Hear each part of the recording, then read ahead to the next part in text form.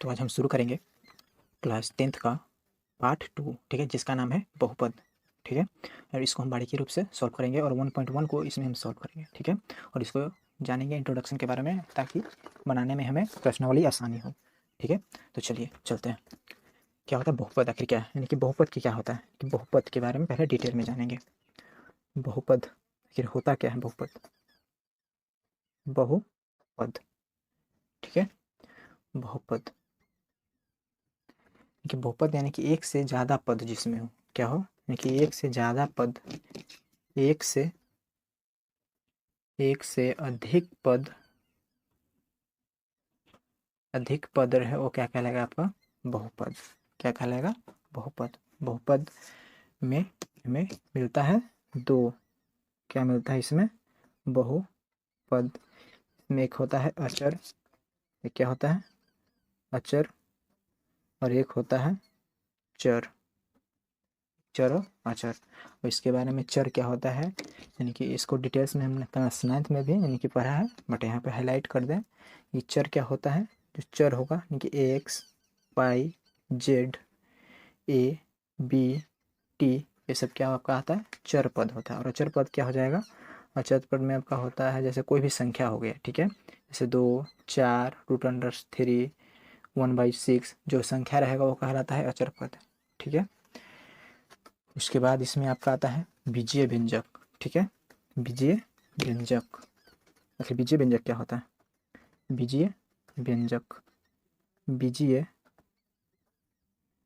व्यंजक, इसके बारे में हमें जानेंगे डिटेल में कि कुछ निश्चित पर क्या होता है, कि कुछ निश्चित चर तथा अचर, इसका परिभाषा जानेंगे हम।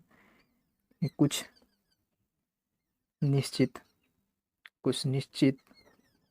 चर तथा चर तथा चर तथा अचर अचर राशियों का योग, योग मतलब क्या होता है जोड़, अंतर, अंतर मतलब क्या होता है घटाव, अंतर, गुणन, गुणन मतलब गुना, भाग, इत्यादि इत्यादि इत्यादि के संयोग से बने पद को, इत्यादि के संयोग, संयोग तो जोड़ने के बाद संयोग से बने पद को बीजीय व्यंजक कहते हैं। क्या कहते हैं, बीजीय व्यंजक। आपको होगा कि इस डायरेक्ट शुरू नहीं कर रहे हैं प्रश्नावली, तो कहीं ना कहीं प्रश्नावली शुरू करने से पहले उसको कॉन्सेप्ट को जानना जरूरी है। ठीक है, तो ये सब करना जरूरी है। अगर आप ऑब्जेक्टिव टाइप का क्वेश्चन आप सोल्व करना चाहते हो तो आपको ये करना बहुत ही जरूरी है। ठीक है, और ये नहीं करोगे तो ऑब्जेक्टिव टाइप नहीं बन पाएगा। आप प्रश्नावली तो सोल्व कर लोगे, बट ये ऑब्जेक्टिव टाइप में अगर पूछ देगा कोई भी क्वेश्चन तो वहाँ पे आप फंस जाओगे कि क्या बीजीय व्यंजक होता है, उसमें कौन सा अचर है, क्या अचर है। ठीक है, नहीं तो अगर आप इसको अच्छे से जानते हो तो इसको सब्सक्राइब कर सकते हो, उसके आगे बढ़ाकर आप वीडियो देख सकते हो। ठीक है, जैसे एग्जाम्पल पे तो हम समझेंगे। एग्जाम्पल पे क्या हो जाएगा, जैसे क्या है 3x² + 7x + 2। ठीक है, ये क्या है बीजीय व्यंजक है। क्या बीजीय व्यंजक है, क्योंकि ये क्या है अचर पद है, ये क्या है चर पद है, यानी कि 3 और x² के बीच में क्या है गुना है, यानी क्या बताए यहाँ पे योग, अंतर या गुणन, योग भी है, गुना भी है, भागा भी है, नहीं आएगा आगे तो उसको जानेंगे। ठीक है, तो इसके जो गुणन इत्यादि से संयोग से बने पद को, जो भी पद बनेगा वो कहलाएगा आपका बीजीय व्यंजक। जैसे क्या ले सकते हैं 2x + 4x - 6, ये भी क्या हो जाएगा बीजीय व्यंजक। ठीक है, अब आते हैं आगे। आगे क्या है बहुपद, बहुपद के बारे में जानेंगे। बहुपद आखिर कैसे पहचानेंगे हम कि बहुपद है या नहीं है, वो इसके बारे में जानेंगे। ठीक है, पहचानने का नियम, क्या पहचाने बहुपद, पहचानने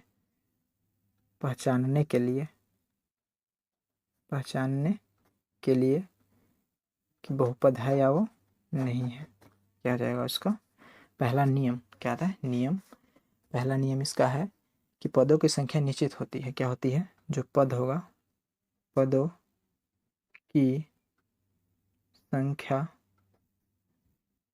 निश्चित होती है, याद रखना है। ये अनंत नहीं होगा। जैसे परमेय संख्या में हम क्या परमेय पद में वहाँ पर देख रहे थे, यानी कि 1.4 को सॉल्व करते वहाँ क्या था अनंत तक था, यानी कि डॉट डॉट था, तो वो क्या था निश्चित नहीं था। लेकिन इस क्या होगा बहुपद में क्या होता है निश्चित होता है। ठीक है, याद रखना है। सेकंड नंबर में आता है प्रत्येक पद में चर राशि का, यानी कि जो भी पद होगा, प्रत्येक पद में चर राशि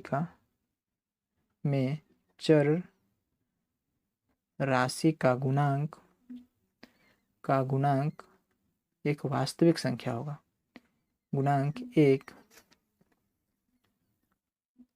वास्तविक संख्या होगा।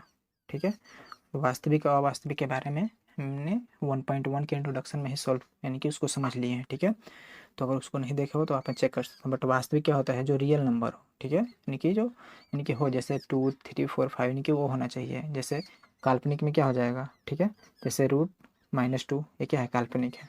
ठीक है, बट क्या होना चाहिए, वास्तविक होना चाहिए। ये नहीं होना चाहिए, ये रहेगा तो बहुपद नहीं कहलाएगा। थर्ड नंबर नियम क्या है, थर्ड नंबर में है चर राशि का घातांक। क्या, चर राशि का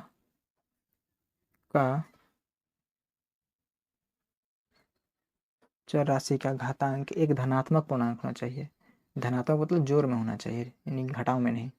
एक धनात्मक पूर्णांक होनी चाहिए। ऋणात्मक रहेगा तो आपका बहुपद नहीं कहलाएगा, याद रखना है। जैसे एग्जाम्पल के तौर पे हम समझ सकते हैं, एग्जाम्पल के लिए क्या हो सकता है, जैसे 2x³ + 3x + 6। ठीक है, यानी कि इसका जो घात होगा, यानी कि चर राशि का घातांक एक क्या होना चाहिए, धनात्मक पूर्णांक होना चाहिए, यानी कि ऋणात्मक, यानी कि माइनस में नहीं, प्लस में होना चाहिए। और पदों की संख्या निश्चित होनी चाहिए। पद क्या है, निश्चित है, यानी कि 1, 2, 3 पद है, निश्चित है। प्रत्येक पद में चर राशि का गुणांक एक वास्तविक संख्या होना चाहिए। तो गुणांक यानी कि जो क्या है, चर राशि है, चर के साथ गुणांक क्या है, एक वास्तविक संख्या। 2 क्या है, वास्तविक संख्या। यहाँ पे जो चर है इसके साथ क्या है, एक वास्तविक। 3 एक वास्तविक संख्या है, न कि काल्पनिक संख्या। ठीक है, तो क्या हो गया, ये आपका बहुपद हो गया। उसके बाद एक और एग्जाम्पल ले सकते हैं हम, जैसे 2x² - 4x + 10। ठीक है, ये भी क्या है, बहुपद है।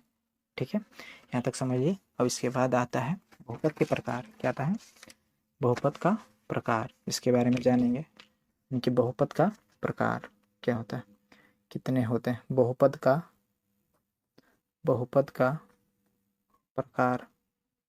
ठीक है, क्योंकि ये सब के चीज़ों के बारे में जानना बहुत ही ज़रूरी है।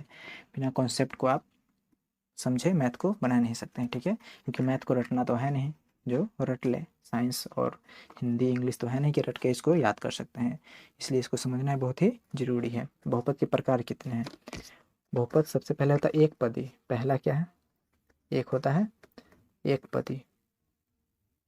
एक पदी, आखिर एक पदी क्या होता है, इसके बारे में जानेंगे डिटेल में।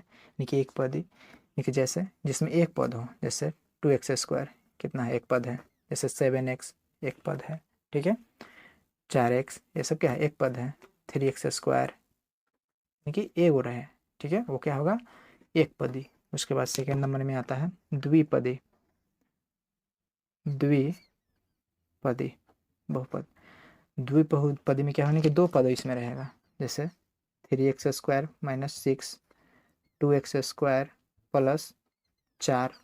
ठीक है, यानी कि दो पद रहे, वो क्या कहलाएगा, द्विपदी। ठीक है, थर्ड नंबर में आता है, थर्ड नंबर में त्रिपदी। त्रिपदी यानी कि इसमें कितना पद रहेगा, 3 पद रहेगा, याद रखना है। 3 पद में कैसे हो, जैसे 3x³ + 4x + 6 ये रह सकता है, या 2x² - 8x। ये क्या है, द्विपद, यानी कितना पद है, एक और दो पद। ये क्या कहलाएगा, एक मिनट सॉरी, दो पद, 3 पद ना, -6, ये क्या कहलाएगा, त्रिपद। यानी जिसमें कितना पद रहे, 3 रहे, वो क्या कहलाएगा, त्रिपदी। ठीक है, यहाँ तक ये 3 प्रकार है बहुपद का। उसके बाद आगे चलते हैं। उसके बाद इसी में आता है एक शून्य बहुपद। क्या आता है, शून्य बहुपद। यहाँ पे पढ़ना है, 9th में हमें शून्य बहुपद नहीं पढ़ना था, बट 10th में हमें क्या है, शून्य बहुपद के बारे में पढ़ना है। शून्य बहुपद, आखिर शून्य बहुपद क्या होता है, इसके बारे में जानेंगे।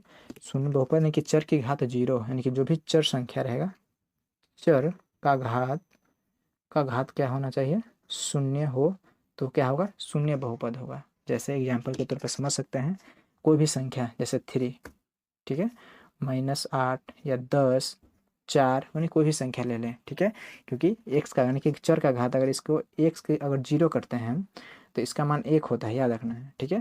तो अगर -3 गुने एक्स के पावर 0 करते हैं हम तो क्या हो जाएगा, एक्स का 0 का मान क्या होता है 1, तो -3 गुने 1 बराबर क्या, -3। ये क्या है, एक शून्य बहुपद है, याद रखना है, ठीक है, यही है,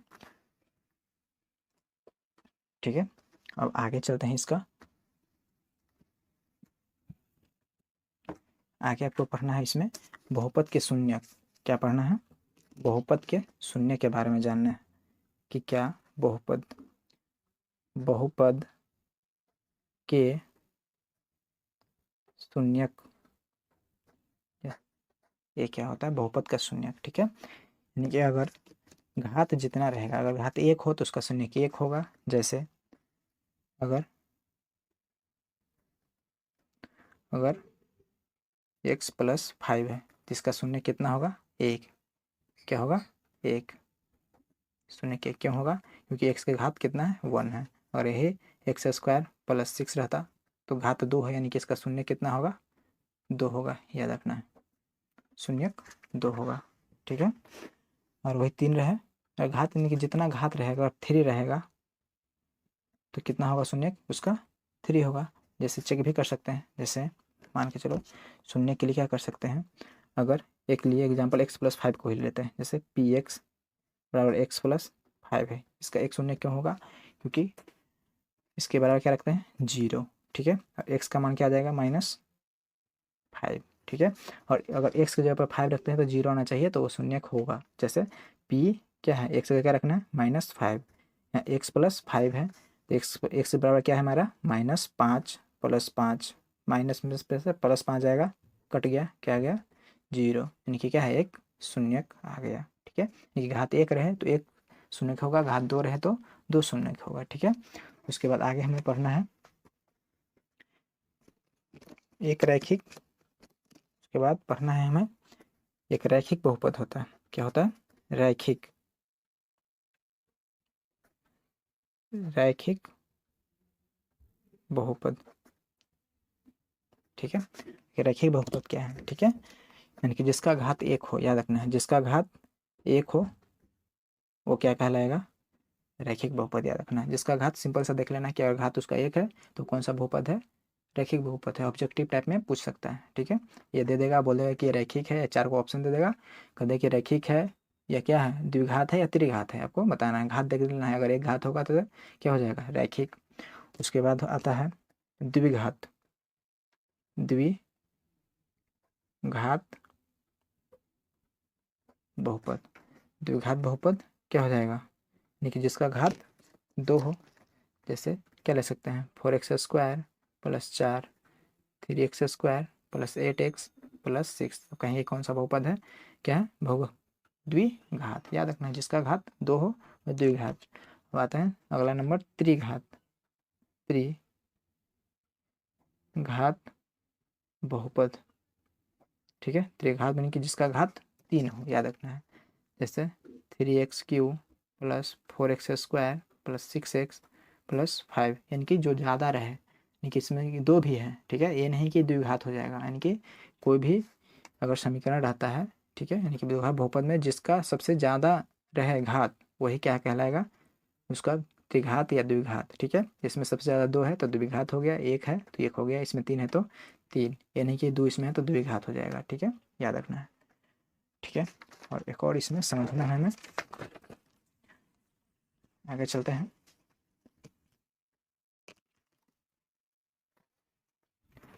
इसमें हमें समझना है क्या ग्राफ पे, ठीक है, किस पे ग्राफ पे समझना है सबसे पहले, क्या ग्राफ 9th में पढ़े भी हो गए, ठीक है, बट यहाँ पे इसको जान लेते हैं क्या है, इधर देख क्या होता है एक्स डैश, एक्स इधर एक्स डैश, इधर वाई वाई डैश, यानी कि वाई एक्स का मान इधर प्लस में इधर माइनस में, यानी कि 1 2 3 4, ठीक है, यहाँ पे क्या होता है शून्य, यहाँ पे क्या होता है 0 0, तो जानते ही होंगे, यहाँ पे क्या होता है 1 2 3 4, ठीक है, यहाँ पे क्या होता है -1 -2 -3 -4, ठीक है। यहाँ पे क्या होता है -1 -2 -3 -4, ठीक है, ये है, ठीक है। तो यहाँ याद रखने वाली बात है कि अगर एक्स अक्ष के बारे में पूछे 1.1 में पढ़ना है हमें, और बोले कि एक्स अक्ष के लिए बोले तो क्या होता है, यहाँ पे लिख लेंगे। अगर एक्स अक्ष के लिए क्या, अगर एक्स अक्ष के लिए बोले, एक्स अक्ष के लिए, एक्स अक्ष के लिए क्या हो जाएगा, यहाँ पे लिख लेंगे। एक्स अक्ष के लिए अगर शून्यक पूछे तो क्या लिखेंगे, एक्स अक्ष में जितने कट बिंदु होंगे, क्या होंगे, कट बिंदु होंगे, उतने ही क्या होगा, उतने ही शून्यक होंगे, याद रखना है, शून्यक होंगे, ठीक है, याद रखना है। एक्स अक्ष के लिए अगर वाई अक्ष पे बोले तो वाई अक्ष पे जितना कटान बिंदु रहेगा वो आपका शून्यक हो जाएगा, ठीक है, याद रखना है, ठीक है। तो अब चलते हैं प्रश्नावली 1.1 के ऊपर, ठीक है। ये है 2.2, 1.1 बोलिए, सॉरी, नहीं क्या, प्रश्नावली 1.1 बोल रहे हैं, 2.1 इसके बारे में जानेंगे। यहाँ देखने क्या पढ़ेंगे पहले किसी बहुपद px के लिए y बराबर px का ग्राफ नीचे आकृति 2.10 में दिया गया है, ठीक है। प्रत्येक स्थिति में px के शून्यकों की संख्या ज्ञात कीजिए। तो क्या है बेटा px, तो कहाँ देखेंगे, एक्स अक्ष कहाँ है, यहाँ पे है, तो यहाँ पे देखेंगे क्या है, यहाँ पे कोई कटान बिंदु है, एक्स अक्ष पे कोई नहीं काट रहे हैं, वाई अक्ष पे काट रहा है। अगर वाई अक्ष पे बताएं कि पी एक्स की जगह पी वाई बोलता तो यहाँ पे शून्य की संख्या 1 हो जाती, बट अगर एक्स अक्ष पे कुछ भी नहीं काट रहा है तो क्या हो जाएगा, शून्य जाएगा शून्य, क्योंकि एक भी पे नहीं काटा है। उसके बाद आते हैं सेकंड नंबर पर। सेकंड नंबर क्या है मेरा, एक्स अक्ष पे कितना बार काट रहा है, एक बार काट रहा है, तो क्या हो जाएगा, शून्य की संख्या 1, ठीक है। उसके बाद क्या आ जाएगा, थर्ड नंबर पर क्या है मेरा, एक्स अक्ष को कितना बार काट रहा है, 1 बार 2 बार 3 बार, तो शून्य की संख्या क्या हो जाएगा, 3 हो जाएगा, ठीक है। यहाँ ये नहीं हो जाएगा क्योंकि वाई अक्ष पे है, याद रखना है। अब आगे आता है, एक्स अक्ष पे कितना बिंदु पे काट रहा है, 1 और 2, तो क्या हो जाएगा, शून्य की संख्या 2। अब इसमें आता है 5 नंबर में, 5 नंबर में क्या है मेरा, 1 2 3 4, तो शून्य की संख्या 4। अब छठे नंबर में बात है, इसमें क्या है, 1 2 3, तो शून्य की संख्या 3, ठीक है। ये आपका 2.1 कंप्लीट हो गया, ठीक है। और अगर आपका इसका पीडीएफ चाहिए तो इसका यानी कि इसका पीडीएफ, आंसर का पीडीएफ, तो उसका जो मैं टेलीग्राम चैनल है उसके ऊपर डाल दूंगा, तो आप उसका लिंक डिस्क्रिप्शन में है, तो वहाँ से जाके आप उसको डाउनलोड कर सकते हैं, ठीक है। बाकी सभी प्रश्नों का भी आपको और उत्तर यानी कि आंसर, सभी प्रश्नों का उत्तर आपको जो पीडीएफ चाहिए वहाँ पे आपको टेलीग्राम चैनल पे अपलोड हो जाएगा, वहाँ से आप ले सकते हैं। और आपको